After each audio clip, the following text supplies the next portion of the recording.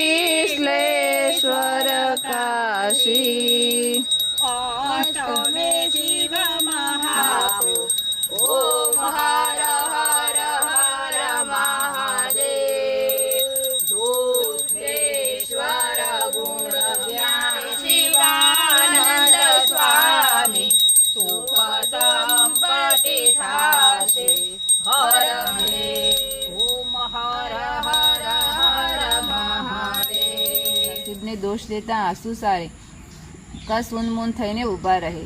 વાજ્યામેણું ટાળવા માટે રાજાએ થાય એટલા પ્રયાસ કર્યા હતા. આખા રાજ્યના વૈદ હકીમો અને જાણકાર કર્યા એટલે રાજા રાણીએ ભગવાનનું સ્મરણ લીધું. રાજ્યમાં હતા એટલા મંદિરોમાં બાધા અખડીઓ રાખવામાં આવી. તાંત્રિકો અને જોગી જતીઓને સાધવામાં આવી, પણ રૂઠેલું દેવ ન રૂજ્યું તે ન જ રેજ્યું. રાજાનું દુઃખ જોઈ પ્રજા પણ દુઃખી થઈ. જાણીતા અને અજાણ્યાઓએ અનેક ઇલાજો જાણીને કે રાજાને નજીકના કોઈ સગાઈ નથી કે દીકરાને દત્તક લે, અને આ તો રાજાનો પરિવાર હતો. કઈ રસ્તે જના ગમે તે કરો પણ દીકરો લાવી આપો, ગમે તે કર પણ દીકરો લાવી આપ, તે શબ્દનો અર્થ કરવો પડશે. એ બધું થશે, તું દીકરો લાવી આપ ને યાદ રાખ, તારી પેઢીઓ ખાય છતો ન ખૂટે એટલી ભેટ સોગાદ માતા બનવાના છે. રાજ્ય આખામાં આનંદ આનંદ થઈ ગયો. રાજા તો આનંદથી ઘેલો થઈ ગયો. દાયણે કહ્યું કે થોડા દિવસમાં તું દીકરો લઈને આવીશ, પણ ક્યોથી? અમારા પડોશમાં એક ગરીબ બ્રાહ્મણ રહે છે. બ્રાહ્મણની પત્નીને સંતાન આવવાનું છે.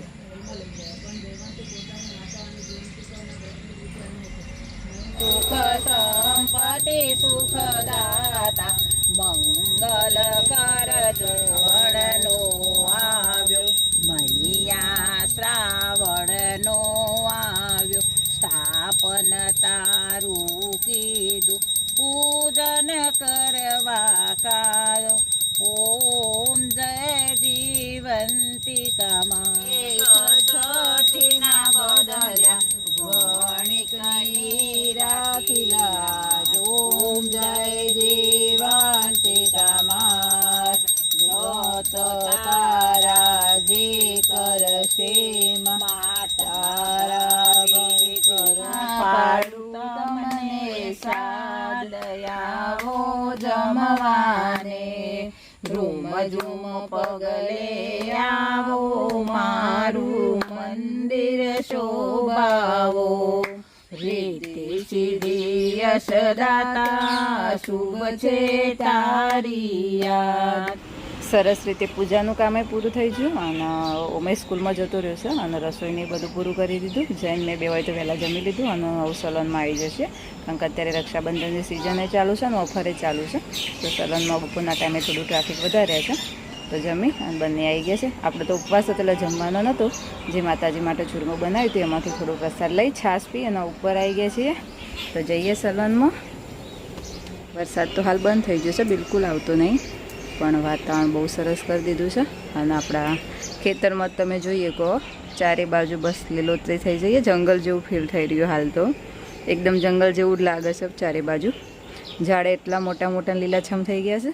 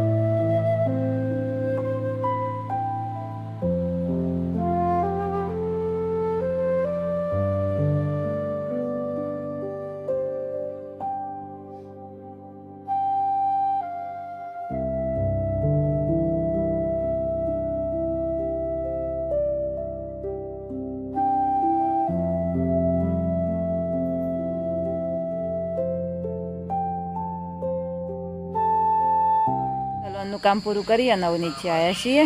ઓમ પણ સ્કૂલમાંથી આવી ગયો છે. જય હવે આવીને નીચે હિંચકામ બેઠા છે અને ઓમનું તો ખબર નહીં હું હેડ હશે. હું કરું બેટા? શકણ શું અદરો એવું? મજા આવે ગિલોલ મારવાની? અને કેવું રહ્યું સ્કૂલમાં? હાનું ટેસ્ટ હતો આજે? શેવો રહ્યો? બધું આવડ્યું તું? કઈ પ્રશ્ન રહી નતો જો? ના રેડી? ટાઈમના પહેલા પૂરું થઈ ગયું ટાઈમને પહેલાં પૂરું થઈ જાય. બીજું હોમવર્ક કશું આપી છે? હું આપી હા? અને કાલે શાનો ટેસ્ટ છે? કાલે સંસ્કૃત સંસ્કૃત આવડે છે? સંસ્કૃત કમ્પ્લીટ? શું સુભદ્ર? જી આ તો એમને મારું પત્યું નિશાન શીખું છું માતા દાદા ને બે વાતો કરી રહ્યા છે. મમ્મી ટીવી જોઉં છું. હોમ સ્કૂલમાંથી આવી ટાઈમ પાસ કરે છે. અને હું એવું નીચે આવીશું મંદિરમાં. મમ્મીએ ફૂલે ઉતારી દીધો છે. મંત્ર જાપ ચાલુ જ છે. કયા થળી અંકી છે કે આર્યા જોઈએ? અડી ના અડી તો ખરી તું પેલા થળી અંકી. હું તો આર્ય ઉપર ડાળું રહી ને સમજી એટલે હમણાં મેં થળી થળિયું કીધું ડાળી નહીં એટલા બધા થાનું દેખાય તે આટલા આવડ ના અવાજ તો આવ્યો એ તો પણ ગમે તે અડ્યું હોય એવું થોડું કે થળિયાને જ અડ્યું હોય દેખાયા વગર તો.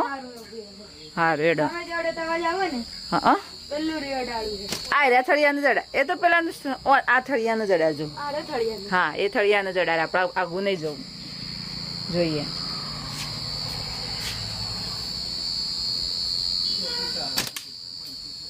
હા ભાઈ વાહ લાય હું અડાડું મારા અડે મોટા નજીકના થળિયાને જ ટાકો મુદ્દો ના ટાકો.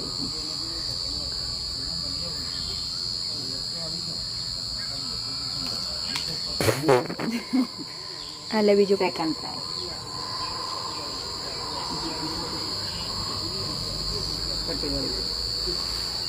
તું રવા દે ભાઈ તારું ખમ નહીં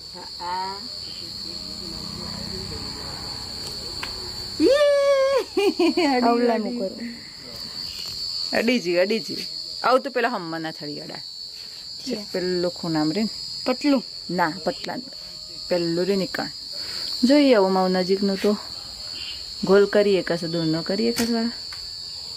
વાહ ભાઈ વાહ ઓમકાર તો નિશાના बहुत बढ़िया है. બસ બસ ઓકે બસ બાય બાય. આપણું જે ઉપરનું ગ્રાઉન્ડ છે ને એમાં ધરો બહુ થઈ જતી ચોમાસાને લીધે. તે ધરોની દવા મારી છે આજે 3-4 દિવસ થયા છે. અને આવું ધરો જે છે એ હુકાવા લાગી છે. એનો કલર જે છે એ પીળો પડવા માંડ્યો છે. પહેલાં લીલીછમ હતી બહુ કાટ કરી પણ જતી જ નથી એટલે હું કંટાળીને ધરોની દવા મારી. આ બધી જતી રહીશ અને હવે કંઈ ખૂણામ તો જુઓ પછી કંઈ બીજો આળો હતો ને તો એકદમ હુકાઈ જશે. છેક બહાર સુધી મારી છે ગેટના જે પીળું દેખાય છે ને એટલા સુધી દવા મારી અને આગળનું લીલું દેખાય ને એટલા નહીં મારી. આ બધી ધરો જતી રહે ને તો સારું આગળનું મસ્ત ચોખ્ખું થઈ જાય.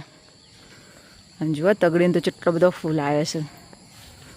આખી ગટા ટોપ થઈ જાય છે. દરરોજ કોમમાં આવું સવારે ભગવાનને ચડાવવા માટે. કરણીને એટલો બધો આવ્યો.